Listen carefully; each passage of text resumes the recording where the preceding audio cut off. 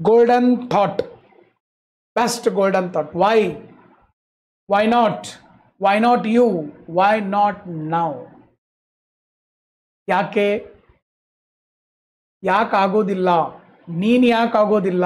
ಯಾಕೆ ಹೀಗೆ ಆಗೋದಿಲ್ಲ ಅಂದರೆ ಯಾವುದೇ ಕೆಲಸವನ್ನು ಮಾಡಬೇಕಾದ ಕ್ವಶನ್ ಮಾಡಬೇಕು. ನಾನು ಯಾಕೆ ಆ ಕೆಲಸ ಮಾಡಬಾರ್ದು? ನನ್ನ ಕಡೆ ಯಾಕೆ ಆಗೋದಿಲ್ಲ ಅದು? ಈಗ ಸದ್ಯ ನನ್ನ ಕಡೆ ಯಾಕೆ ಆಗೋದಿಲ್ಲ ಅದು? ಯೋಚನೆ ಮಾಡಬೇಕು. ಅದರ ತಕ್ಕಂಗೆ ನಮ್ಮ ಸಾಮರ್ಥ್ಯವನ್ನು ಹೊರಗೆ ಹಚ್ಚಿ ನಾವು ದುಡಿಬೇಕು.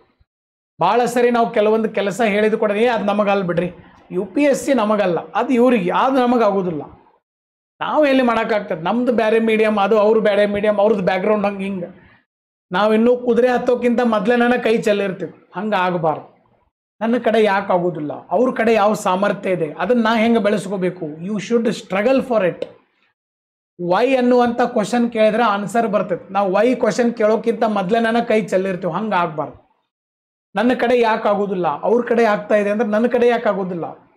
ನನ್ನ ಕಡೆ ಏನು ಸಾಮರ್ಥ್ಯ ಐತಿ, ಯಾವುದಿಲ್ಲ, ಯಾವ್ದು ಕಡಿಮೆ ಐತಿ, ಯಾವುದನ್ನು ಹೆಂಗೆ ಬೆಳೆಸ್ಕೋಬೇಕು?